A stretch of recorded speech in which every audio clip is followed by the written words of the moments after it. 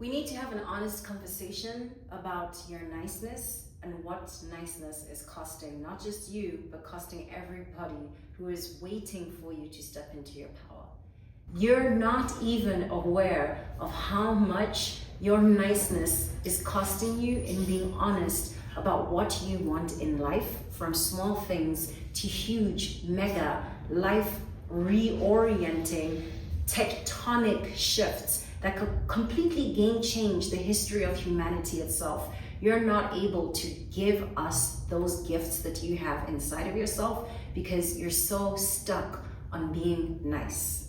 In this video, I really hope I finally break you free of this prison that so many of us have been conditioned into as little girls, as women, that at some point, girl, you can't keep blaming what happened to us in our childhood. Like that bus left a long time ago, okay? I'm 42 years old. I'm fully responsible for this human being and how she shows up in the world. And being nice is the last fucking thing I'm going to do on this video. I'm going to be kind to you by telling you the truth about why you need to stop being nice, start practicing kindness, first to yourself and then to the world, by offering us your full power, your full glorious self. You cannot do that on the nice train, so I hope that you're ready. I really hope that you're ready to let go of being nice and apologizing all of the time. Oh my God, I'm so sorry. Like, why am I taking breath is essentially what you're communicating every single time you say those words. I'm so sorry I'm alive. I'm so sorry I'm taking up space. I'm so sorry I'm here to speak. No, we're not here for that. We are here for your full glory. And your full glory, it does not, like, we cannot take that niceness that you've been lugging all these years behind you. Buck stops here. Let's go. You ready to speak like a boss? Let's get into your most powerful story. Because your story matters. You are here for a reason. You are on earth because you are meant to be. You are taking up space and breathing air because you deserve it, and you deserve the rarest air, the most special kind. If it was Fiji water, honey, that is what you would deserve. And for you to be that precious, right, specimen of humanity, for all of us are looking to you as the most precious thing. For you to not recognize that because you haven't yet caught up to your greatness, to what your self-worth actually is. Ooh, it's costing us a lot, okay? It's costing all of us out here a lot. And how it shows up in your life is you constantly are the person who's willing to bend backwards and acquiesce and go according to everybody else's program except the program that you actually want. You sometimes don't even know what you want. You've done such a good job of being a yes person and a yes girl to everybody else that you kind of have lost the source for who you really are and what you really want. And it also shows up in your willingness to say yes when really what you mean is no. In your willingness to not understand that NO, full stop, it's a complete sentence in the English language, and it is a beautiful sentence, right? This is a real life story, folks. This has really happened to me. I went to a salon in New York City. All I wanted was my hair to be blow dried. My hair is natural, as you can see. And I went to Harlem. I was so excited. I'm like, these people, of course, they get me. It's 4C hair, day, parade. It's Harlem, right? Long story short, I was so caught up in this delicious conversation that I was having in the salon, by the way. I was getting into it with one of the customers about our hair stories and trading things. And the woman who owned the salon, who was African, we were talking about living in Harlem and how much we love New York, both of us, but also being Africans and connecting on that. It was a whole vibe. But I was so busy thinking about this particular woman who owned the shop and the vibe and how nice everything was, and I didn't want to upset anybody, that I could see this. I could feel the heat in my hair, but instead of piping up and saying, this is not what I want. I know this is what your idea of what beauty is and what I should look like, but this isn't how I want to be right now, right? And I allowed myself not only to be disappointed, but honestly to walk out of there like upset as fuck, because I was like, what is this? Like, who is this person? First of all, where are we going with this look? Like, this isn't me, this isn't what I asked for. If any of these things ring a bell, if you've ever found yourself speaking with other people and holding your tongue for the thing that you want, because it is harder for you to say what you want, even micro things. And here's where it hurts. Where is your self-worth when you're too busy being nice as opposed to kind? Where was my self-worth to say to this woman, this is not how I see me, and this is not where I'm trying to go with my look today, okay? And the way that I want to look, the thing that I have come into the salon for, it is worthy of actually being what I walk out of this salon with, right? Like, my vision for how this should end out, it is worthy, and let's go with that, because I'm the paying customer and I'm the person who has to be happy with how I look. I want that for you. I want that for you. The way that you get that in small moments, but especially in the large moments in life when it matters the most, you need to check in with your self-worth. You need to do the hard labor of loving yourself radically, of being able to shout from the mountaintops, this is who I am, this is what my story is, this is what I stand on, and this is my full worth and glory. And these are the boundaries that I have put around me that help me stand in this glory and wear this crown and be the self-worthy person that I know is worth protecting. I'm protecting this beautiful being that I am by holding up these boundaries and not being nice and being kind and being really clear and direct about what I want, what I don't want. But you can't get to being that kind of no-nonsense person and powerful woman without clarity on your self-worth. Real quick, before we move on, I want to share a story with you about high stakes and what high stakes look like when you're not honest about your self-worth and when you're willing to go with being nice and not rocking the boat because, you don't want to do the hard work of actually living from your truth and from your self-worth.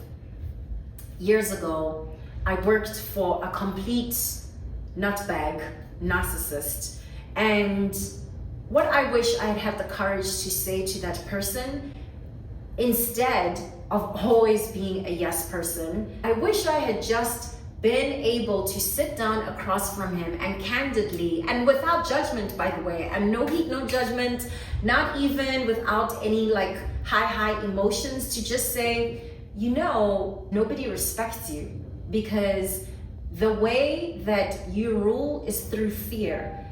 You have earned nobody's respect, and you cannot earn anybody's respect through fear. Everybody who is performing this thing of oh, how are you? Oh, we're all so nice to you. That's it. That's all they are giving you. Niceness. Don't you want people's kindness?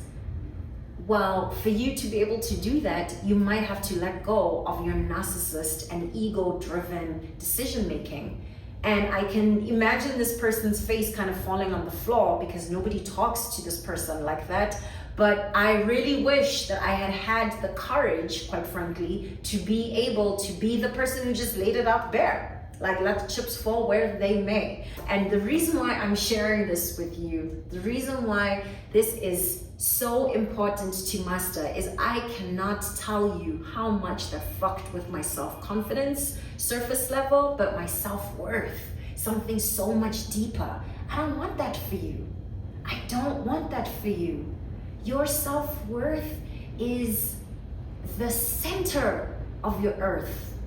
It is something that is immovable, okay? It is it's so precious. You cannot allow somebody else to come in and mess with your self-worth. And that's what I allowed in that moment.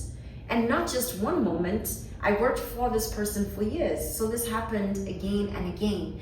And when we do this, when we give ourselves over more to niceness and keeping the peace than courage, and saying things that make people really uncomfortable, and saying things that have consequences as well. You need to know that your courage is going to have consequences, and those consequences are going to cost you something in the short term. But honey, I want you to think about this. The cost to your self-worth over the long term, and not just your self-worth over the long term, but also the cost to you really living into your mightiest dreams. I wouldn't even be here in Mexico living this dream life, right? I wouldn't be able to manifest any of those things had I not walked away from that toxic situation and chosen my self-worth over being nice, over playing cute and saying yes to things that I had no business saying yes to. I want you to be really, really clear for yourself. What is your niceness costing you in the long term? Huge, huge things that are ripple effects from saying yes to somebody else, eroding, allowing, by the way, somebody else to erode your self-worth, because you give them permission to do that. I want to be really clear. You give them permission because you yourself do not believe in your self-worth. You do not protect your self-worth. Thus, you are giving the keys to the mightiest part of your heart. You give them free, nilly-willy, to the lowest bidder, not even the highest bidder. I need you to start checking that behavior. I really need you to. And I promise you this, once your self-worth becomes this, you will protect it with every single fiber of your being. Weird enough, other people start protecting and respecting and seeing your self-worth too. They start actually treating you not like a nice girl, but like a powerful woman that you are. Respectability politics and the way that we have been conditioned to be nice, to play nice, to not rock the boat, to be the only one of your kind in a boardroom and not ask the thing that's going to make everybody completely uncomfortable, to be the kind of person who leverages so much power, but dare you speak and dare you use that power to make changes that you know in your heart and in your gut are the changes that need to be made, not for the people at the very top leaning in, but for the folks who are or were in the trenches as you were coming up with them. That level of like double fuck yous to the establishment and being willing to rock the moment and not be nice all the time and not play the game of we're not going to call the thing a thing. Right now in the States, DEI is being canceled and countries like South Africa are being called out and being called the bad boogeyman because we believe in rectifying historic wrongs. Apartheid was a crime against humanity. Correcting apartheid with programs that look like, sound like, and are named DEI, listen to me, that's not just God's work, it's sacred work. And your inability to have the courage to say that out loud in the boardroom when your colleagues are all looking at you and you're the only one who looks like you, your inability to be an advocate for what you know in your soul is the truth of what people like you are going through, because it will make your friends look at you in a new way or in a different way, or will make them uncomfortable. That niceness, whew. First of all, that's a type of niceness that I was raised in. I went to predominantly white schools in South Africa, and the way that we were conditioned to play respectability politics is something that I'm still, maybe for the rest of my life, I will always be unpacking it. But let me tell you something, I'm so committed to kicking that in the curb. And I will always be kind because I'm my mother's child, and kindness to me is a product of love. And if I am not practicing radical love, then I don't really understand what the point and the purpose of life is. But at the same time, I am not confusing niceness with kindness. And for me to live in my truth and to serve the people I'm here to serve, I know in my heart I'm called to say things and to be courageous in ways that make that little me, who was raised to be so much in respectability politics, it makes that person so uncomfortable. Don't say that. Don't say that to nice white people. You're gonna make them uncomfortable. Oh my God. How can you do that? Look at how that's making us, all of us, look. That kind of thing. That's it, it's over for me. Like, I cannot be that person anymore. One morning I'm running and it happens to be a public holiday, and there's all these really adorable little girls and boys in their school uniform, and I swear they look like they were in like a campaign for cuteness, okay? They're lined up, and also some of the little girls with their pigtails all done up, their hair braided. It was a beautiful sight. I see this group of tourists. People have their phones out, people have huge cameras out, people have their handheld sticks, right? And they're walking kind of randomly, not necessarily in single file. But I see these I'm like, I know I'm not seeing this after the year 2020. It's 2025, and you are in a predominantly brown country. There's a lot of brown people here, and specifically indigenous people. A lot of these cute little babies were indigenous and brown babies. And you're taking photos of them. And you are waving to them and acting as though you're in some kind of amusement park. I got so hot, I got so angry, and I wanted to shout. Respectability politics inside of me told me, Magogodi, just keep walking, like mind your own business. You don't need to make a scene, you don't need to cause any kind of drama. Just keep the show going for these nice white people who are enjoying their holiday. And okay, like, they're not doing something that's acceptable to these kids, but like, what's the harm? The harm is huge. These are children. What are you doing with these photos? Do you know these people? Would it be okay for somebody to just randomly come and take a photo of your child in your country that you don't know? No, it wouldn't. So I went through, clearly, I had like a whole moment by myself, okay, talking to myself. And I found the courage. I found the courage to say something with kindness. Always gonna be kind. I'm always gonna be kind. Found a way to say something to the leader of the group with kindness and also with clarity. What you're doing, this is not acceptable.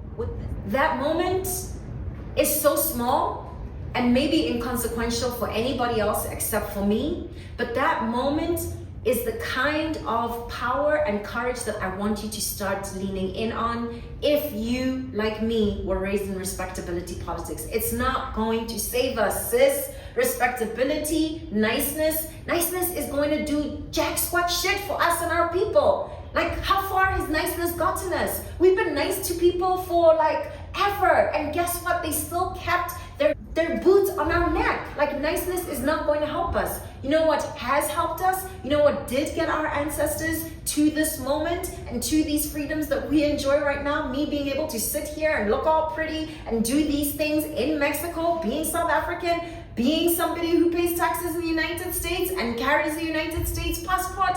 You know what got us there? Courage. Our ancestors, and particularly our mothers, found courage to say no, I'm not carrying a passbook.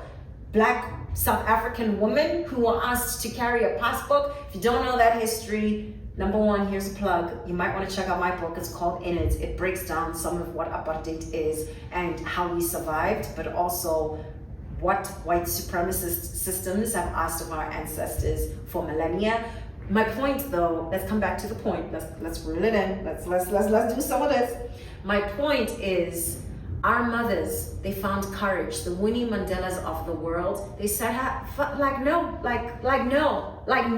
not today. No, that's a full sentence, and that is it. And whatever the consequences are, my courage is going to get me through them. Because, I'm sorry, niceness is not going to get my children and my children's children to the glory, the wonder, the fullness of who they are. You're not going to give that to me because I'm nice. I am going to take it and get it through this courage. And that is what I want you to step into. Listen, this is a challenge for me too. I'm not asking you to do something I'm not willing to do. And I'm also not saying you have to do it every single time, because we're real, we're humans, and sometimes it's harder than sometimes, right? But number one, can you become more self-aware? And number two, can you commit to the practice of living more in courage than to the respectability politics that shaped you? And saying, from here on out, the world that I am creating for the little people in my care, you don't have to be a parent to have little people under your care, like those little kids that I saw being taken pictures of. I don't know those babies, but they are in my care. If I'm watching, they're in my care. Are you going to be the kind of person who is courageous for them? Or is your niceness going to be the thing that trumps all? That's it. That's all I've got for you. I hope that you took a lot from this video. I really want to emphasize the importance of practicing your courage and your kindness always over your comfort and over this namby-pamby story that we have been fed and that we sometimes choose to eat because it feels like something that we're used to. It's comfortable. Niceness is up the door. We're not doing that no more. No, nah. Let me know in comments.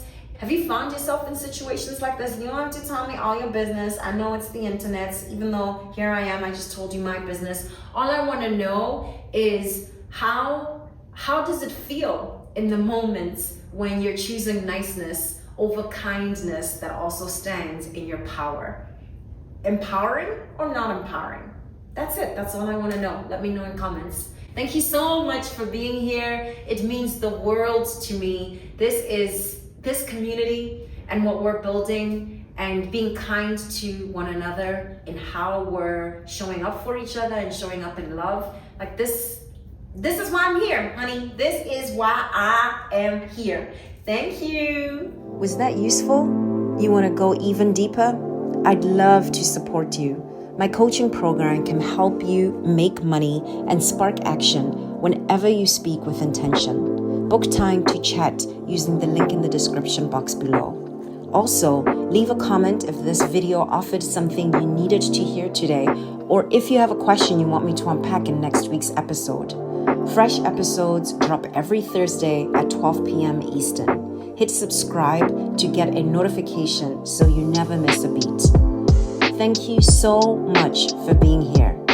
I want you to know that your story matters. And I'm here to help you stand out from the stage to the page.